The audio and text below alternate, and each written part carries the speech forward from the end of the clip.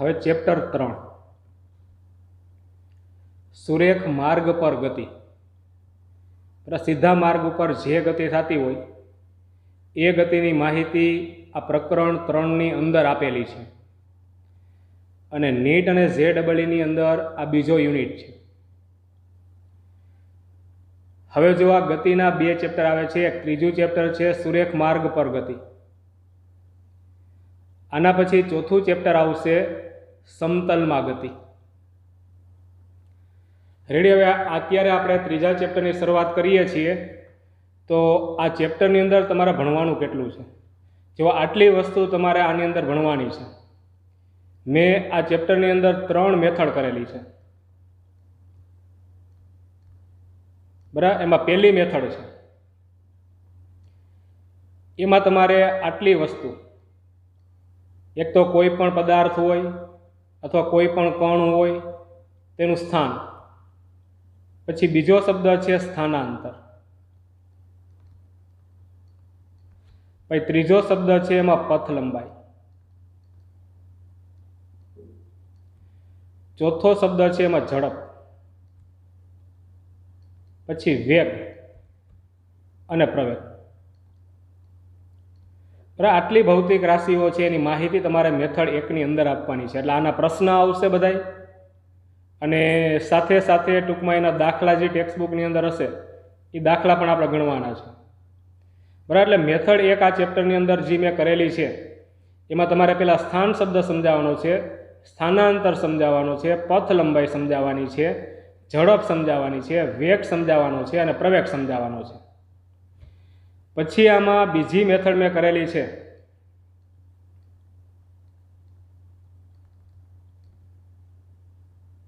એમાં એક જ રીત છે,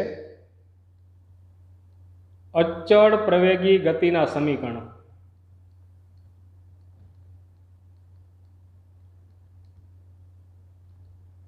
બરાબર, આ એક જ માહિતી તમારે આમાં મેળવવાની છે અને એના જે એક્ઝામ્પલ આપેલા છે ટેક્સ્ટબુકમાં એ એક્ઝામ્પલ સોલ્વ કરવાના છે।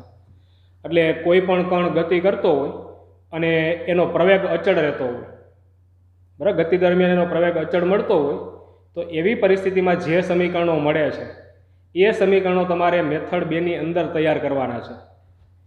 અને ત્રીજી મેથડ છે એની અંદર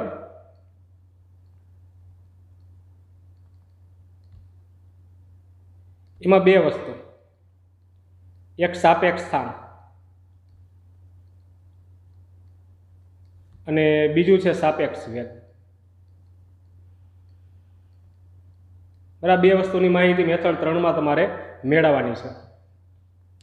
એટલે આ ત્રીજું જે પ્રકરણ આપેલું છે આપણને સુરેખ માર્ગ પર ગતિ, તો એની અંદર આવી 3 મેથડ તમારે કરવાની છે। પહેલી મેથડમાં સ્થાન, સ્થાનાંતર, પથ લંબાઈ, ઝડપ, વેગ અને પ્રવેગ એની માહિતી તમારે ભેગી કરવાની છે। પછી બીજી મેથડમાં અચળ પ્રવેગી ગતિના સમીકરણો તમારે મેળવવાના છે અને ત્રીજી મેથડમાં સાપેક્ષ સ્થાન અને સાપેક્ષ વેગની માહિતી આવશે। રેડી, આ 3 મેથડ છે। અત્યારે મેં મેથડ 1 ની શરૂઆત કરેલી છે। મેથડ 1 માં પહેલો શબ્દ જે આવે છે સ્થાન, બરાબર, એની માહિતી હું અહીં પહેલાં આપી દઉં છું। મેં નોંધના સ્વરૂપમાં આપેલું છે, અથવા તો પ્રશ્ન પૂછીએ કે સ્થાન સમજાવો, કોઈ પણ પદાર્થનું સ્થાન સમજાવો, આ પ્રશ્ન કરી શકે, પણ હું બધું ટૂંકમાં નોંધના સ્વરૂપમાં કરાવું છું। હવે જો સ્થાન માહિતી, તમારે સ્થાન શબ્દ છે એ તમારે સમજાવવો હોય તો એની પહેલાં તમારે નિર્દેશ ફ્રેમની માહિતી આપવી પડશે, બરાબર। નિર્દેશ ફ્રેમ, સ્થાન શબ્દની પહેલાં જો નિર્દેશ ફ્રેમ કોને કહેવાય એ ખ્યાલ આવશે તો એના પછી તમને ટૂંકમાં સ્થાન શબ્દ ટૂંકમાં એની સમજૂતી તમને મળશે, અથવા તો એ સમજી શકાય। એટલે પહેલાં વહેલા નિર્દેશ ફ્રેમ કોને કહેવાય એ તમને ખબર હોવી જોઈએ।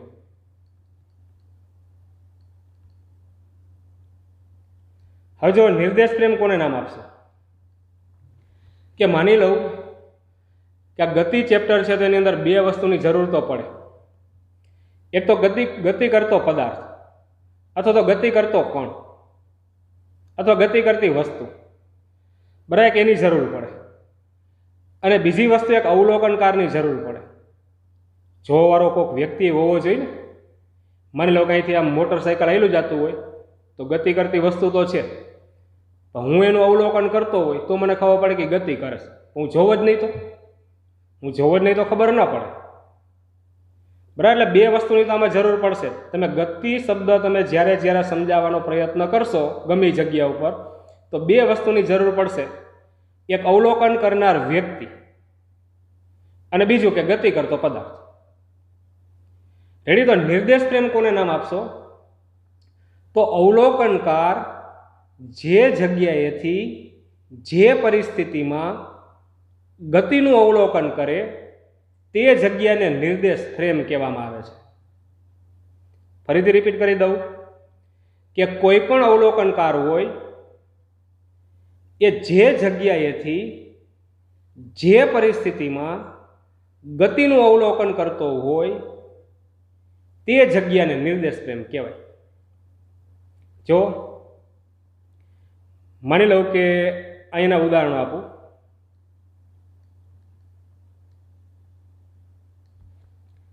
હાલો, અહીં એક રોડ છે.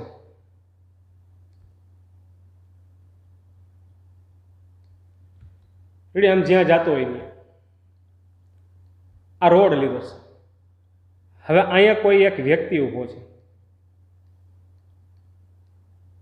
મોઢો ઓલી બાજુ છે એટલે આંખોની ઓલી બાજુ છે. વળી બેઠા બેઠા વિચારતા નહીં કે આમાં આંખું નાક નહીં ક્યાં ગયું, ઓલી સાઈડ છે. બરાબર છે? આ અવલોકનકાર.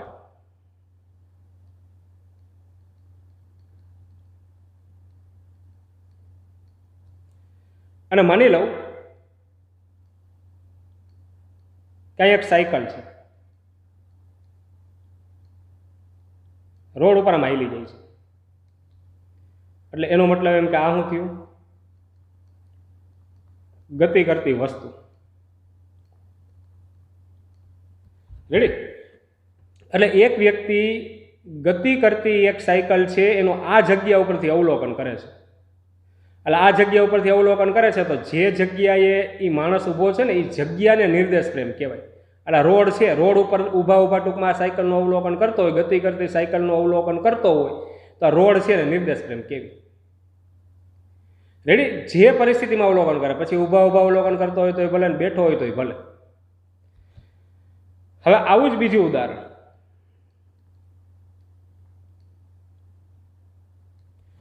માની લઉં કે તમે ક્લાસરૂમની અંદર બેઠા છો.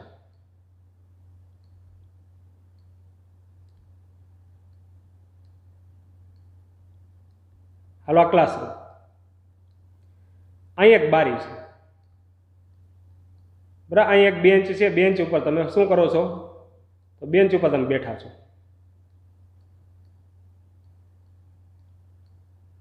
રેડી? અહીં બેઠા છો. હવે આ ક્લાસરૂમની અંદર બેન્ચ ઉપર તમે બેઠા હોય અને બહાર માનો કે અહીં રોડ છે, અંદર જતી દિશામાં રોડ છે. અહીંયા કોઈ એક વ્યક્તિ છે, આયલો જાય છે. બરાબર? એટલે આ શું થઈ ગયું? તો કે ગતિ કરતી વસ્તુ. સ્થિર નથી ઊભો, રોડ ઉપર આયલો જાય છે. અને આ હે એ અવલોકન કરે છે. એટલે આ થયું અવલોકનકાર.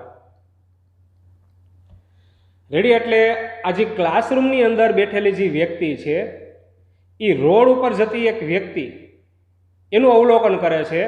તો આ વ્યક્તિ જે જગ્યાએથી જે પરિસ્થિતિમાં આ ગતિનું અવલોકન કરતો હોય તો આ જગ્યાને તમારા નિર્દેશ પ્રેમ કહેવાય. રેડી? એટલે ક્લાસરૂમ શું થઈ ગયું? તો કે નિર્દેશ પ્રેમ. ક્લાસરૂમમાંથી અવલોકન કરતો હોય તો ક્લાસરૂમને નિર્દેશ પ્રેમ કેવી. હાલો, હવે મારા ખ્યાલથી ટૂંકમાં નિર્દેશ પ્રેમ કોને કહેવાય ખબર પડી જાય. બરાબર? આની સમજૂતી તમને મળશે, એના પછી જે સ્થાન શબ્દ છે એની સમજૂતી તમને મળશે. હાલો, નિર્દેશ પ્રેમની વ્યાખ્યા લખી નાખો કે અવલોકનકાર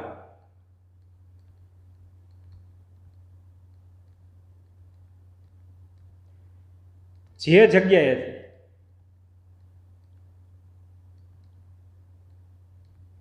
અને જે પરિસ્થિતિમાં, પરિસ્થિતિ એટલે બેઠો હોય તોય ભલે અને ઊભો હોય તોય ભલે, કોઈ ગતિનું અવલોકન કરે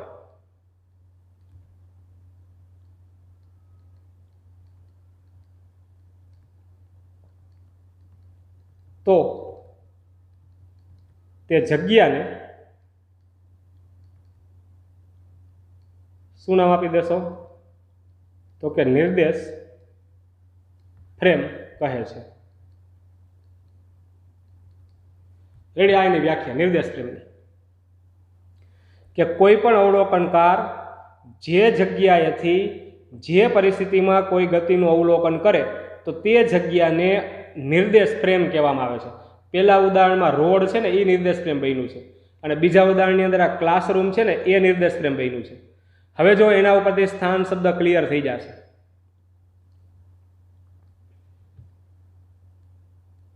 હવે જો આપણે ટૂંકમાં માની લઉં કે નોટબુકની અંદર ટૂંકમાં સ્થાન શબ્દની સમજૂતી આપતા હોય, અથવા તો નિર્દેશ ફ્રેમની સમજૂતી આપતા હોય, અથવા તો ગતિની સમજૂતી આપતા હોય, તો એવી પરિસ્થિતિમાં તમારે નિર્દેશ ફ્રેમની જરૂર પડે તો તમારે નિર્દેશ ફ્રેમ કેવી લેવાની છે? તો તમારે નિર્દેશ ફ્રેમ તરીકે પરસ્પર લંબ હોય એવી 3 અક્ષ એને તમારે નિર્દેશ ફ્રેમ તરીકે પસંદ કરવાની. આ એક્સ અક્ષ, આ વાય અક્ષ, આ ઝેડ અક્ષ, અને જ્યાં ઉગમ બિંદુ હોય ત્યાં અવલોકનકાર લેવો. ન સમજાણું? જોવાય, કારણ કે આપણે ટૂંકમાં નિર્દેશ ફ્રેમની જરૂર પડે, નોટબુકની અંદર આપણે દોરવાની જરૂર પડે તો આવું કાંઈ રોડ ન દોરાય, કે આવું કાંઈ મકાન દોરવા ન જવાય, ક્લાસરૂમ દોરવા ન જવાય. આપણે દરેક જગ્યાએ નિર્દેશ ફ્રેમ આવી લેશે. જો કઈ રીતના તૈયાર કરાય, માની લો કે આપણને અત્યારે ખબર જ છે અહીંયા આ અવલોકનકાર જે જગ્યા ઉપર ઊભો છે ને નિર્દેશ ફ્રેમ કહેવાય. તો હું નિર્દેશ ફ્રેમ, આ વ્યક્તિ જે જગ્યા ઉપર ઊભો છે ને એને હું ઉગમ બિંદુ કહી દઈશ. પછી આ બાજુ જે છે એને એક્સ અક્ષ કહી દઈશ, આ ઉપર જે જશે એને વાય અક્ષ કહી દઉં, અને લંબ આમ 12 તરફ આમ દોરું છો ત્યારે આમ આ ઝેડ અક્ષ. આ નિર્દેશ ફ્રેમ થઈ ગઈ. રેડી? એટલે આપણે રોડ નથી દોરવું, પણ રોડની જગ્યાએ આપણે નિર્દેશ ફ્રેમ તરીકે પરસ્પર લંબ હોય ને 3 અક્ષ એક્સ વાય અને ઝેડ, એવી 3 અક્ષ એટલે કે યામાક્ષ પદ્ધતિ એને નિર્દેશ ફ્રેમ તરીકે આપણે પસંદ કરશું. અને જ્યાં ઉગમ બિંદુ હોય ત્યાં અવલોકનકાર ઊભો હશે. બીજું જો અહીંયા જો કે આ વ્યક્તિ અવલોકનકાર જે જગ્યા ઉપર ઊભો છે એ ઉગમ બિંદુ લઈ લેશે. આ એક્સ અક્ષ કહી દો. પછી ઉપર જે આવશે એને વાય અક્ષ કહી દો, અને આ ઝેડ અક્ષ. બરાબર? એટલે એક્સ વાય ઝેડ આ નિર્દેશ ફ્રેમ થઈ ગઈ. એટલે આ આપણે ક્લાસરૂમ નહીં દોરીએ, એની જગ્યાએ નિર્દેશ ફ્રેમ તરીકે આપણે તો ટૂંકમાં નોટબુકની અંદર આવી યામાક્ષ પદ્ધતિ જ દોરશું. તો યામાક્ષ પદ્ધતિમાં યાદ રાખજો કે જે જગ્યાએ અવલોકનકાર હોય એ ઉગમ બિંદુ આવવું જોઈએ. રેડી? એટલે અહીં રોડના બદલે યામાક્ષ પદ્ધતિ દોરી, આ જગ્યા ઉપર ટૂંકમાં ક્લાસરૂમની જગ્યાએ આપણે નિર્દેશ ફ્રેમ તરીકે યામાક્ષ પદ્ધતિ દોરી, અથવા કોઈ પણ જગ્યા હોય આપણે ક્લાસરૂમ રોડ એવું નહીં દોરીએ. નિર્દેશ ફ્રેમની જરૂર પડશે તો આપણે યામાક્ષ પદ્ધતિ લેશું. રોડ હોય તો ભલે, ક્લાસરૂમ હોય તો ભલે, ઝાડ હોય તો ભલે, ગમે એ વસ્તુ હોય, પણ અવલોકનકાર ઉગમ બિંદુ ઉપર હોવો જોઈએ. અહીંથી અવલોકન કરતો હશે. હવે જો નિર્દેશ ફ્રેમ કોને કહેવાય ખબર પડી ગઈ. હવે નિર્દેશ ફ્રેમ હું લઉં છું, બરાબર? નિર્દેશ ફ્રેમ એક લઈ લઉં. હવે એટલે નિર્દેશ ફ્રેમ કોને નામ આપ્યું? અવલોકનકાર જે જગ્યાએથી અને જે પરિસ્થિતિમાં ગતિનું અવલોકન કરે તો તે જગ્યાને નિર્દેશ ફ્રેમ કહેવાય. હવે નિર્દેશ ફ્રેમ આપણે લેવી હોય તો કઈ રીતના લેશું? તો 3 અક્ષ. તો જો એનું લખાણ કરી નાખું કે આપણે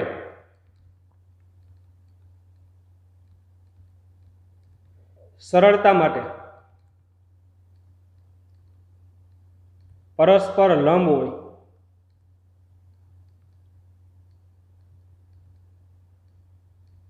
તેવી એક્સ વાય ઝેડ અક્ષોથી બનતી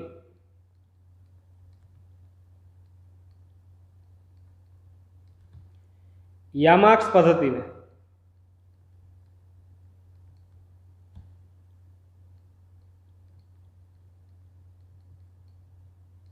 નિર્દેશ ફ્રેમ તરીકે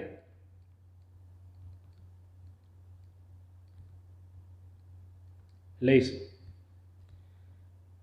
અને જેમાં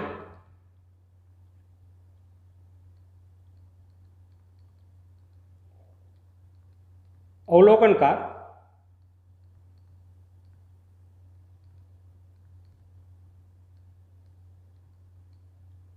ઉગમ બિંદુ પર લઈશું.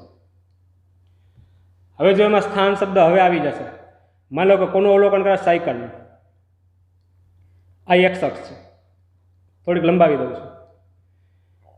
તો આ સાયકલ જે બિંદુ ઉપર હોય, માની લો કે એનો એક્સ આમ કંઈક મળશે. આ એક્સ અક્ષ છે તો માની લો કે અહીં 1, અહીંયા 2, વાય અક્ષ છે તો અહીંયા 1, અહીંયા 2. તો આ બિંદુ ક્યાં આવશે? તો કે 2, એક્સ આમ 2 છે અને વાય આમ 1 છે. જ્યાં બિંદુ મળ્યું મને દ્વિપરિમાણમાં અત્યારે મેં વિચાર્યું છે, બરાબર. સાયકલ છે, સાયકલ પાસેનું જે બિંદુ મળ્યું, બરાબર છે, એને આપણે એ કોણ અથવા તો સાયકલનું સ્થાન ગણશું. નિર્દેશ પ્રેમ તરીકે યામાક્ષ પદ્ધતિ. અને જે જગ્યાએ વસ્તુ ગતિ કરતી વસ્તુ જે બિંદુ ઉપર હોય, બિંદુના યામ હોય, એને એ સાયકલ અથવા તો એ કણનું સ્થાન ગણવાનું. ટૂંકમાં આવું બિંદુ લેવાનું છે સ્થાન તરીકે. તો એ લખી નાખું. હાલો, નિર્દેશ પ્રેમ કઈ રીતના લેવી તો મેં લખ્યું કે આપણે સરળતા માટે પરસ્પર લંબ હોય તેવી એક્સ વાય ઝેડ અક્ષોથી બનતી યામાક્ષ પદ્ધતિને નિર્દેશ પ્રેમ તરીકે લઈશું અને એમાં અવલોકનકારને ઉગમ બિંદુ ઉપર વિચારશું. અને ગતિ કરતી વસ્તુ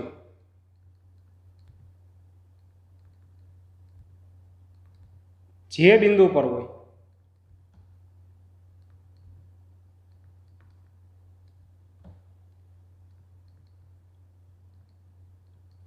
તે બિંદુ ત્રિપરિમાણમાં લખું છું, એટલે એક્સ વાય અને ઝેડ ત્રણેય આમ લખાશે.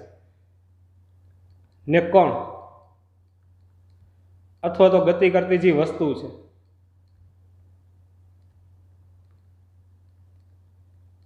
એનું સ્થાન કહીશું.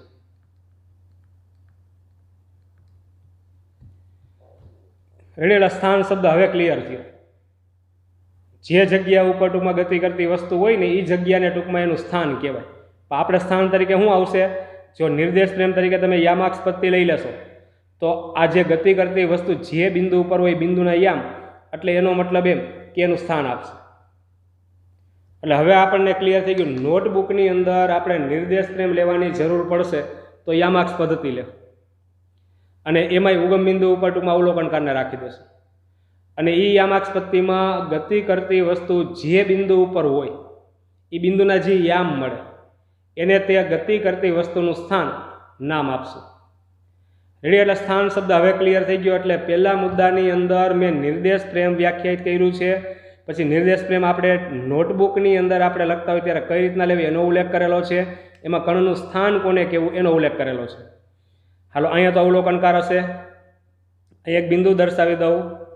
આ એક્સ વાય અને ઝેડ આ કણનું સ્થાન, ગતિ કરતી વસ્તુ અહીંયા છે, બરાબર. આ જગ્યા ઉપર એ બિંદુના જે યામ મળે કણનું સ્થાન અહીંયા અવલોકનકારના આ નિર્દેશ કરે. હવે જો આના આધારે થોડી ઘણી ગતિની ચર્ચા કરું છું. હવે માની લઉં, હાલો અત્યારે કાઢી નાખું છું, આની જરૂર નથી.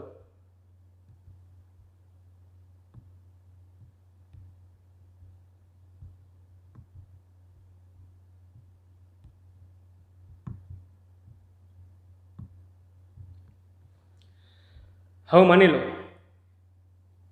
કે આ કણનું સ્થાન બતાવે છે.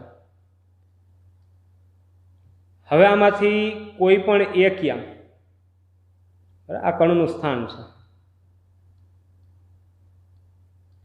લખી જ નાખો અહીંયા. અને આ શું આપે છે આપણને? ઉગમ બિંદુ છે તો અવલોકનકાર. અને આખી જે યામાક્ષ પદ્ધતિ છે નિર્દેશ કરે. હવે માની લો કે આમાંથી કોઈ પણ એક યામ બદલતો હોય અથવા તો એક કરતાં વધારે યામ બદલતા હોય તો એનો મતલબ એમ કે એનું સ્થાન બદલે છે. સ્થાન બદલે તો એક જગ્યા ઉપર હોય, એક જગ્યા ઉપર ત્યાંથી બીજી જગ્યા ઉપર જાય છે. સ્થાન બદલતો હોય તો એનો મતલબ એમ કે કણ ગતિ કરે છે. પણ એકય યામ ન બદલતા હોય તો એનો મતલબ એમ કે કણનું સ્થાન નથી બદલતું. સ્થાન નથી બદલતું એટલે એનો મતલબ એમ કે ગતિ કરતો નથી. જો આના આધારે એક મુદ્દો હું લખી શકું, અહીં બાજુમાં જ આપી દઉં છું અને દ્વિપરિમાણમાં હું સમજાવું છું. આ માની લઉં કે એક યામાક્ષ પદ્ધતિ, આ એક્સ અક્ષ, આ વાય અક્ષ, આ ઉગમ બિંદુ, આ સંખ્યા રેખા 1 2 3 4 5, આ 1 2 અને 3. માની લો કે કણ અત્યારે અહીંયા છે, આ કણનું સ્થાન કેટલું છે? એક્સ યામ છે ટૂંકમાં 2 અને વાય યામ છે 1. દ્વિપરિમાણ લીધો એટલે ઝેડ યામ અહીંયા આવશે નહીં, કારણ કે ત્રિપરિમાણમાં સમજાવી નહીં શકું, દ્વિપરિમાણમાં સરળતાથી તમે સમજી શકશો. હવેનો કોઈ પણ એક યામ કે બંને યામ બદલતા હોય ને તો સ્થાન બદલે. માની લો કે આ એક્સ યામ બદલ્યો, 2 માંથી 3 થયા, તો 3 થયા તો એનો મતલબ એમ કે એક્સ યામ 3 થયો હોય અને વાય યામ એમનેમ જ હોય, મેં એક્સ યામ જ બદલાવ્યો છે, તો આ કોણ છે ને અહીંથી અહીંયા આવી ગયું, એટલે એનો મતલબ એમ કે ગતિ કરી. હજી માની લો કે એક્સ યામ બદલીને 4 થયું, તો 4 1 બિંદુ થયું, તો કોણ અહીંથી ને અહીંયા આવ્યું, તો એનો મતલબ એમ કે કોણ શું કરે છે? સ્થાન બદલે છે, એટલે કોણ ગતિ કરે છે. બીજું, જો આ સુરેખ માર્ગ ઉપર ગતિ થઈ, એક જ યામ બદલે ને તો સીધા માર્ગ ઉપર ગતિ કરે, કે જે તમારે ચેપ્ટરમાં ભણવાનું છે. એટલે આપણે એક્સ અક્ષ ઉપરની ગતિ લેશું. સુરેખ માર્ગ ઉપર ગતિ આવે એટલે આપણે એક્સ અક્ષ ઉપરની ગતિ વિચારશું. કોઈ પણ એક જ યામ બદલે, જોઈ લેજો અહીંયા એક્સ યામ 2 હતો, પછી 3 થયો, 4 થયો, તો કણનું સ્થાન બદલીને અહીંયા આવી ગયું, એટલે કણ આમ ગતિ કરે છે પણ સીધા માર્ગ ઉપર ગતિ થાય છે. જો 2 યામ બદલતા હોય તો શું થશે? એની આકૃતિ અહીં બાજુમાં સમજાવી દઉં. હાલો, આ એક્સ અક્ષ, આ વાય અક્ષ, આ ઉગમ બિંદુ, આ સંખ્યા રેખા,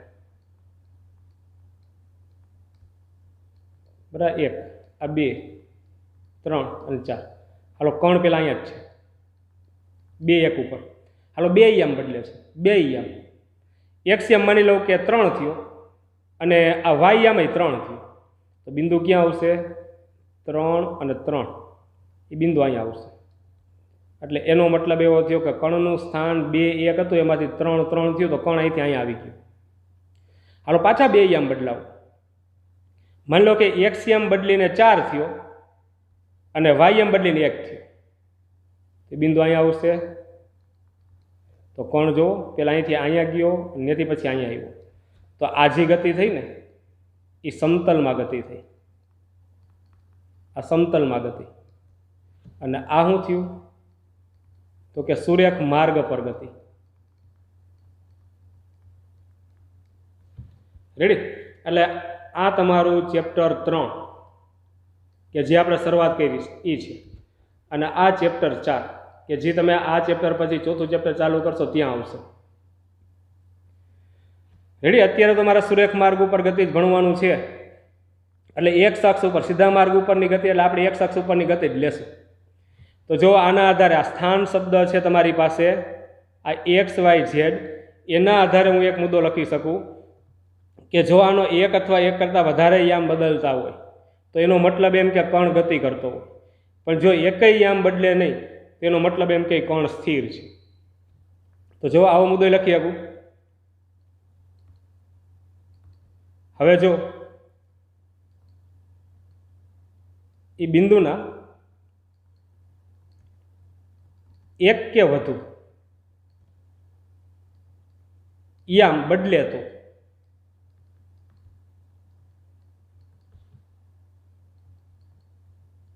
તે કણ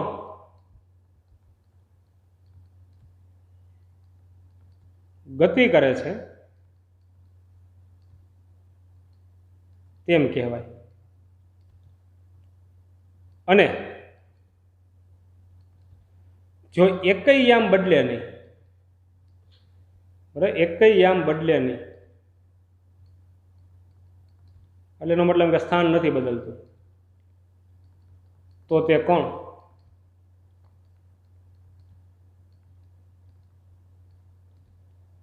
સ્થિર છે તેમ કહેવાય.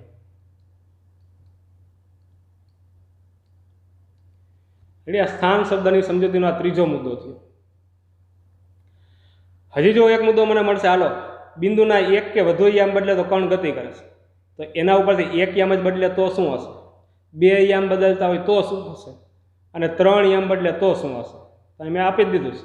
એક યામ બદલે તેનો મતલબ એમ કે સીધા માર્ગ ઉપર ગતિ હોય, બે યામ બદલે તો એનો મતલબ એમ કે સમતલમાં ગતિ હોય, અને 3 યામ બદલે તેનો મતલબ એમ કે અવકાશમાં ગતિ હોય. મન પણ એમ ટૂંકમાં ગતિ કરે. રેડી? તો હજી એક મુદ્દો, ચોથા નંબરનો મુદ્દો હજી એક લખી શકું.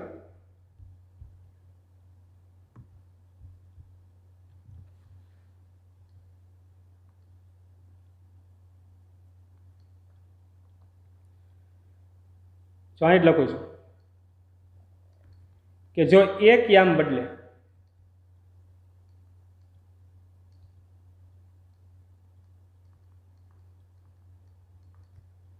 તો તે કણ કેવી ગતિ કરતો હોય છે? તો કે સુરેખ ગતિ. બે યામ બદલે તો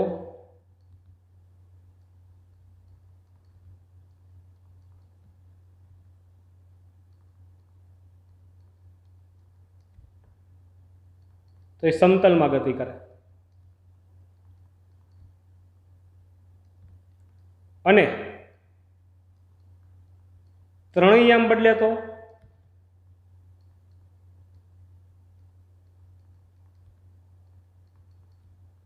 ગતિ શેમાં હશે? તો કે અવકાશમાં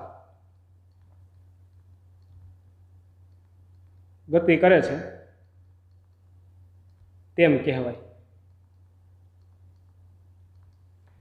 એટલે સ્થાન શબ્દની સમજૂતી અહીં પૂરી થશે. આટલી વસ્તુ તમારે લખવી પડે. સાઈડમાં જે હું કરતો ગયો એ બધી સમજૂતી માટે મેં આપી હતી આકૃતિઓ, બરાબર. પણ તમને એમ કે સ્થાન શબ્દ સમજાવો તો આટલી વસ્તુ તમારે આપવી પડે. અને બીજું તમે MCQ સોલ્વ કરશો ને તો ત્યાં સ્થાનની બધી જરૂર પડશે, એટલે મેં નોંધના સ્વરૂપમાં તૈયાર કરાવેલું છે. જો આ 4 મુદ્દા અને આ આકૃતિ તમારે દોરવી પડે. પાછું એકવાર રિપીટ કરી દઉં, સ્થાન શબ્દ સમજાવો. એટલે સ્થાન શબ્દ સમજાવ્યા પહેલાં મારે નિર્દેશ પ્રેમની જરૂર પડે. તો પહેલાં તો નિર્દેશ પ્રેમ મેં વ્યાખ્યાયિત કરેલી છે કે અવલોકનકાર જે જગ્યાએથી અને જે પરિસ્થિતિમાં ગતિનું અવલોકન કરે તે જગ્યાને નિર્દેશ પ્રેમ કહેવાય. એટલે રોડ ઉપરથી અવલોકન કરતો હોય ગતિનું તો રોડને નિર્દેશ પ્રેમ કહેવાય. ક્લાસરૂમમાં બેસીને ટૂંકમાં ગતિનું અવલોકન કરતો હોય તો ક્લાસરૂમને ટૂંકમાં નિર્દેશ પ્રેમ કહેવાય. પણ આપણે ટૂંકમાં નોટબુકની અંદર દોરવાનું થાય તો નિર્દેશ પ્રેમ રોડ આવતો હોય તો રોડ ન દોરે, ક્લાસરૂમ આવતો હોય તો ક્લાસરૂમ ન દોરે.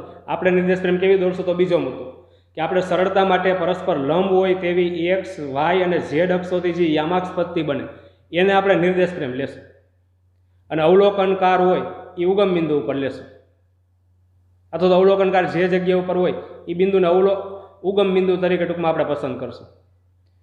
હવે આવી નિર્દેશ પ્રેમ તમે પસંદ કરો તો ગતિ કરતી જે વસ્તુ હશે એક બિંદુ ઉપર આવશે. ગતિ કરતી વસ્તુ જે બિંદુ ઉપર હોય તે બિંદુ X, Y, Z ને કણનું અથવા તો એ વસ્તુનું સ્થાન કહેવાનું. રેડી? મેં આકૃતિ દોરીને સમજાવ્યું છે. હવે એમાં હાલો કણનું સ્થાન મળી ગયું. કણનું સ્થાન એટલે એ વસ્તુ જે જગ્યા ઉપર હોય એ બિંદુના યામ થશે, બરાબર. કણનું સ્થાન. હવે કણના સ્થાનમાં ગમે 1 યામ, 2 યામ કે 3 યામ બદલતા હોય તો એનો મતલબ એમ કે કણ ગતિ કરતો હોય. અને એકય યામ ના બદલે તો એ કણ કેવો હશે? તો કે સ્થાન નથી બદલતો એનું તો સ્થિર હશે. એમાંય પાછું જો એક જ યામ બદલે તો સીધા માર્ગ ઉપર ગતિ હોય, 2 યામ બદલે તો સમતલમાં ગતિ હોય, અને 3 યામ બદલે તો એ કણ છે એ અવકાશમાં ગતિ કરતો હોય.